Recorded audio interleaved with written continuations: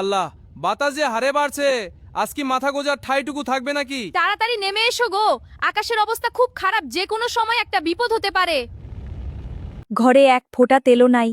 ছোট বাচ্চাটাকে আর শুধু নুন দিয়ে ভাত দেব কি করে? মনটা ছোট করো না বাও, আজকের রাতটা কোনো মতে চালিয়ে নাও। কাল সকালে আমি যেমন করেই হোক কাজে বের হব। মা, আকাশটা এমন বিকট শব্দ করছে কেন? আমার খুব ভয় লাগছে মা।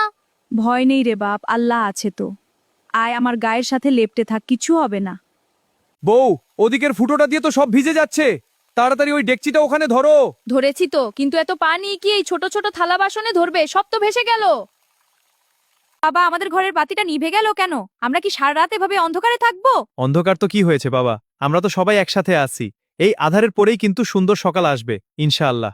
দেখেছো, ছেলেটা কাঁদতে কাঁদতে ঘুমিয়ে পড়েছে। আমাদের এই অভাব কবে শেষ হবে? সবুর করো বাউ, রাত যত গভীর হয় সকাল তত কাছে আসে। আল্লাহ আমাদের ধৈর্যের পরীক্ষা নিতেছে।